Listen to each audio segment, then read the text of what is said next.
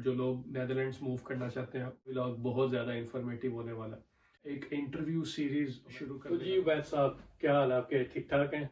Italy में study की, उसके बाद कुछ अर्सा मैंने जो दोस्तों से सुना था कि यूरोपियन कंट्रीज में स्कॉलरशिप लेना रिलेटिवली इजी है। प्रोसेस है या थोड़ा जो स्कॉलरशिप का प्रोसेस है, अगर आप मेरे व्यूअर्स को और जैसे एक वन ऑफ द नेम है DSU, आपके पास स्टूडेंट वीजा है, बट जैसे ही आप ग्रेजुएट होते हैं आपको 1 साल का वर्क स्टडी, वेबसाइट, लिंक्डइन जो मेन।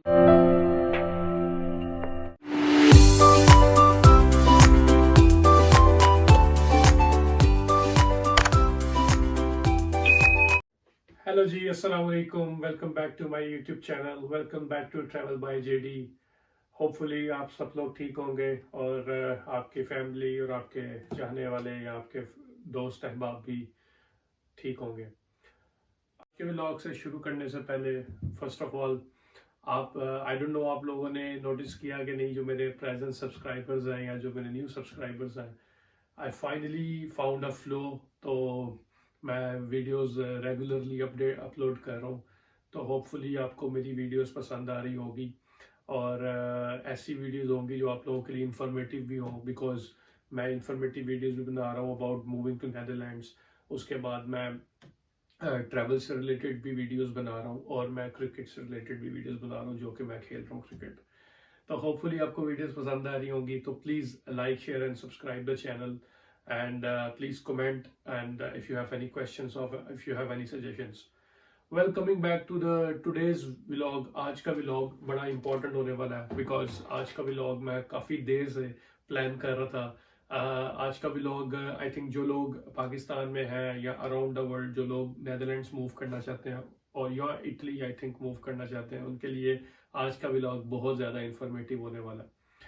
सो बेसिकली आज के व्लॉग में मैं एक इंटरव्यू सीरीज शुरू करने लगा हूँ, जिसमें मैं अपने फेलो कोलीग्स या फ्रेंड्स जो मेरे हैं या मेरे सराउंडिंग में जो मुझे लगता है कि could be the potential people, जिनकी लाइफ को देख के लोग इंस्पायर हो सके बैक होम इन पाकिस्तान और अदर कंट्रीज, और जो नेदरलैंड्स आना चाहते हैं उनकी लाइफ को एज अ एग्जाम्पल लेके, तो मैं उन लोगों के इंटरव्यूज करूँगा। तो आज का जो इंटरव्यू है वो मैं स्टार्ट कर रहा हूँ अपने one of the closest friend जो नेदरलैंड्स में है मेरे, और मैं इनको पिछले आई वुड से के क्लोज टू 9 years जानता हूँ अब, और काफ़ी इकट्ठे टाइम स्पेंड किया हमने, काफ़ी इकट्ठे टाइम गुजारा हमने। तो आज के जो मेरे गेस्ट हैं वो है उबैदुल्लाह सलीम। तो जी उबैद साहब, क्या हाल है आपके? ठीक ठाक हैं? जी अल्हम्दुलिल्लाह, सब ठीक चल रहा है। आप सुनाएं, जी, खैरियत है? अल्लाह का करम है, अल्लाह का करम है। तो ये बताएं कि आजकल आप इंजॉय कर रहे हैं, मौसम का मजा आ रहा है? काफी गर्मी भी हुई है आजकल, तो आई थिंक आप इंजॉय कर रहे होंगे। जी जी बिल्कुल, जैसा कि आपको भी पता ही होगा कि नेदरलैंड का मौसम ज़्यादातर सर्द रहता है। आप ज़रा आजकल जो है सनी डेज हैं, तो काफ़ी अच्छे दिन हैं एंजॉय करने के लिए। अच्छा, चले, ये तो बेहतरीन हो गया। अच्छा उबैद, जैसा कि मैंने इंट्रोडक्शन में लोगों को बताया भी है थोड़ा बहुत कि आप UET में पढ़े हैं और आपने बाद में इटली में पढ़े हैं, but I want you to basically give short introduction of yourself, so that फिर उससे हम अपना डिस्कशन स्टार्ट करें, उसमें से क्वेश्चंस निकाल के हम डिस्कशन स्टार्ट करें। जी बिल्कुल। सबसे पहले तो सब देखने वाले को अस्सलाम वालेकुम। मेरा नाम उबैदुल्लाह सलीम है और मैंने UET लाहौर से ग्रेजुएशन की थी बिल्डिंग इंजीनियरिंग में, उसे आर्किटेक्चर इंजीनियरिंग भी कहते हैं। 2011 सेशन था मेरा, और उसके बाद मैंने कुछ अर्सा जॉब की और फिर मैं इटली हायर स्टडीज़ के लिए मूव किया। ठीक है, ठीक है। और उसके बाद आप इटली में ही मतलब काम किया आपने इटली में, उसके बाद क्या था आपका? बिल्कुल, मैंने इटली में स्टडी की, उसके बाद कुछ अर्सा मैंने जॉब भी की और फिर उसके बाद अब मैं कुछ अर्सा पहले नेदरलैंड मूव कर चुका हूँ। अच्छा अच्छा उबैद, बड़ी अच्छी बात है आपका। इसका आई थिंक आपका जो करियर पाथ है huge for the people back home in Pakistan, जो यंगस्टर हैं वो आपके करियर को देख के, आपकी करियर की ट्रैजेक्टरी को देख के काफ़ी कुछ सीख सकते हैं। तो सबसे पहला क्वेश्चन ये है कि ठीक है, आपने UET से आर्किटेक्चरल इंजीनियरिंग कर ली, उसके बाद आप इटली में क्या डिग्री पढ़ने गए और इटली ही क्यों आपने चूज की? That's a good question. I can say कुछ रीजंस थी। पहली रीज़न तो ये थी कि मैं पाकिस्तान में जॉब कर रहा था, मार्केट अच्छी थी, ना इतनी बेहतर थी ना बुरी थी 2000 बैक इन 2017। तो उसके बाद मैंने आगे मास्टर के लिए सिविल इंजीनियरिंग और स्पेशलाइजेशन इंस्ट्रक्शंस में अप्लाई किया। और मैंने अपने दोस्तों से सुना था कि यूरोपियन कंट्रीज़ में स्कॉलरशिप लेना रिलेटिवली ईजी है as compare to USA, Canada या ऑस्ट्रेलिया। अच्छा। तो वो काफ़ी एक्सपेंसिव हो जाता है। ठीक तो है। एक मीडियोकर बैकग्राउंड के साथ, या जो मोस्टली हमारी कंट्री में लोग बिलोंग्स करते हैं जिस लाइन से, तो एक ये अच्छी अपॉर्चुनिटी थी कि वो यूनिवर्सिटी आपका सारा अकोमोडेशन, फीस, रहना सब कवर करती है। तो मैंने इसलिए सिविल इंजीनियरिंग स्पेशलाइजेशन स्ट्रक्चर्स में अप्लाई किया मास्टर। ठीक है। तो इसका पहला क्वेश्चन मैं आपसे ये पूछना चाहूँगा कि आपने जो थोड़ा जो एडमिशन प्रोसेस है या थोड़ा जो स्कॉलरशिप का प्रोसेस है, अगर आप मेरे व्यूअर्स को थोड़ा बहुत ये टच दे सकें। आई नो इंटरव्यू हम इतना लंबा नहीं खींच सकते, तो आप थोड़ा सा इसको टच दे सकें सो दैट जो यंगस्टर बैठा है वो उसको पता हो गया यार where to start and how to get it. बिल्कुल डिफरेंट तरह की स्कॉलरशिप अवेलेबल है। कुछ जैसे सिंपली यूनिवर्सिटीज देती हैं, ठीक है। जो आइल्स और इस तरह की चीज़ों पे बेस करती है। और सेकेंडली कुछ गवर्नमेंट की तरफ से भी स्कॉलरशिप्स होती हैं। तो ये इटालियन गवर्नमेंट जी बिल्कुल, अच्छा। इटालियन गवर्नमेंट की तरफ से भी स्कॉलरशिप होती हैं, जो कि आप का राइट टू स्टडी इस तरह से उनके नेम्स होते हैं। और जैसे एक वन ऑफ द नेम है DSU, आप उसे अच्छा। गूगल करें तो आपको काफ़ी इन्फॉर्मेशन मिल सकती है। उसके अलावा कुछ ग्रुप्स हैं फेसबुक में, व्हाट्सएप पे, आप वहाँ से भी काफ़ी इन्फॉर्मेशन ले सकते हैं अच्छा। स्कॉलरशिप के बारे में। तो आपकी जो यूनिवर्सिटी का नाम था वो भी बता दें प्लीज, और थोड़ा ये भी बता दें कि स्टेप क्या है। यानी कि लेट्स से मैं यूनिवर्सिटी ऑफ यूईटी से आज मैं ग्रेजुएट हूँ और मुझे अब अप्लाई करना है, तो इसके इन शॉर्ट स्टेप्स क्या हैं? जी बिल्कुल, स्टेप्स में सबसे पहले तो ये है कि आप जो है अपने डॉक्यूमेंटेशन जो है वो वेरीफाई हों। जैसे HEC से आपने अपनी ग्रेजुएशन की डिग्री, और इसी तरह से जो बोर्ड ऑफिस है लाहौर मैट्रिक और इंटर का, उसको भी आपने टेस्ट करवाना है। उसके अलावा आपने सिंपली अप्लाई करना है, आपके पास लेटर ऑफ रिकमेंडेशन हो, आपके पास एक अच्छा कवर लेटर हो। उसके अलावा जो आप शॉर्ट लिस्ट कर सकते हैं कि आपने किस कैटेगरी में या किस डिपार्टमेंट में आप जाना चाहते हैं, तो आप अप्लाई करें और फिर फॉलो अप करें उसको। उसमें यह है कि अगर आपको स्कॉलरशिप मिलती है तो आपको वो कंफर्मेशन कर देगी यूनिवर्सिटी। उसके अलावा आपसे वो शुरू में फ़ीस मांगेगी, जो कि एडमिशन फ़ी के तौर पे होती है, जो कि इतनी बड़ी अमाउंट नहीं है। आई थिंक नियरली कोई पाकिस्तानी 30,000 के अराउंड बनेंगे या 100 यूरो के अराउंड बनेंगे। थोड़ी सी ये वैल्यू वेरी भी कर सकती है, डिपेंड कि अभी क्या चल रहा है आजकल। अच्छा, सही है। और जो मैं स्कॉलरशिप है इटली में, आपने बताया कि it covers your tuition fee, it covers your living etcetera etcetera. अगर इनको मैं नंबर्स में डालना चाहूँ तो can you put that into words के कितने पैसे मिलते थे अकोमोडेशन के लिए, कितने पैसे मिलते थे आपने रहने सहने के लिए और खाने पीने के लिए? जी बिल्कुल, एग्जैक्ट तो फिगर मैंने बता सकता, लेकिन एक रफ आइडिया ये था कि दो ऑप्शंस होती हैं। कुछ केसेस में आपको डॉर्मेट्री मिल जाती है यूनिवर्सिटी की तरफ से, उसमें अमाउंट डिफरेंट मिलती है। और कुछ केसेस में आपको वो नहीं मिलती डॉर्मेट्री की तरफ से रेजिडेंस, क्योंकि वो पहले से ऑक्यूपाई है। ठीक है। तो फिर आपको प्राइस जो है, मतलब वैल्यू जो है वो 2 टाइम्स मिल जाती है। फॉर एग्जांपल, अगर आपको 1000 यूरो मिलना था, अगर आप अकोमोडेशन में रहने तो आपको 500 मिलेगा। लेकिन वो अमाउंट इतनी होती है कि आप अपना लिविंग एक्सपेंस इजीली कवर कर सकते हैं, क्योंकि आपका जो रेजिडेंस है वो यूनिवर्सिटी कवर कर रही है, फीस यूनिवर्सिटी कवर कर रही है। उसके अलावा वहाँ पे एक टिकट मिलती है जिससे आप अपना फूड डेली बेसिस का ले सकते हैं। तो अदर देन दैट कुछ अमाउंट, जैसे फॉर एग्जांपल मंथली आप कर लें 100 यूरो के अराउंड मिल रहा है आपको, अदर देन दैट तो बेसिकली आपकी ट्यूशन फी कवर है, आपका लिविंग आपका जो अकोमोडेशन कवर्ड है, इसके अलावा आपको खाने पीने के पैसे भी मिल रहे हैं जी। तो दूसरी चीजों के पैसे, इन शॉर्ट आपका सब कुछ कवर हो जाता है। यस। तो यही एक वजह थी आपका इटली मूव करने के लिए? जी बिल्कुल, ये बेसिक रीजन मैं कह सकता हूँ, क्योंकि इसमें आप के पास अगर इनिशियल इन्वेस्टमेंट नहीं भी है तो आप सिर्फ जो है सिर्फ कुछ, जैसे फॉर एग्जांपल 1-2 लाख के साथ भी आपको टिकट चाहिए, डॉक्यूमेंट जो आपके उनकी वेरिफिकेशन चाहिए, इसके अलावा कोई इतना कोई मेजर खर्चा नहीं है। ठीक। अदरवाइज आप किसी और कंट्री मूव करते हो तो आपको लाखों में चाहिए, 50 ठीक। लाख 40 और ठीक। मे बी समटाइम इससे भी ठीक। ज़्यादा।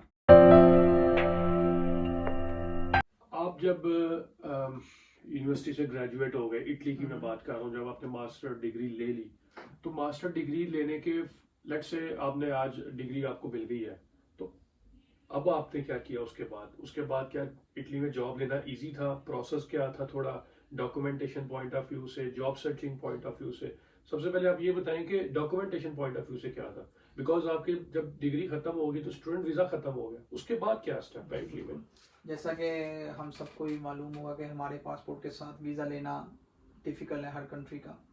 तो one of the best thing मैं अपनी यूनिवर्सिटी के बारे में जो हाईलाइट कर सकता हूँ वो ये है कि ड्यूरिंग द स्टडी तो आपके पास स्टूडेंट वीज़ा है, बट जैसे ही आप ग्रेजुएट होते हैं आपको 1 साल का वर्क सर्च वीज़ा मिलता है, जो कोई काइंड ऑफ आपका पहले ही स्टेटस जो है स्टूडेंट वीज़ा से वर्क वीज़ा पे कन्वर्ट हो चुका है। तो आप उस 1 साल में अपनी लक ट्राई कर सकते हैं, और जैसे ही आपको अपॉर्चुनिटी मिले तो कंपनी आपको इजीली रख सकती है, क्योंकि वो उस दौरान उस कंपनी को आपका टैक्स वगैरह कुछ नहीं देना पड़ता। तो it's kind of bonus for you.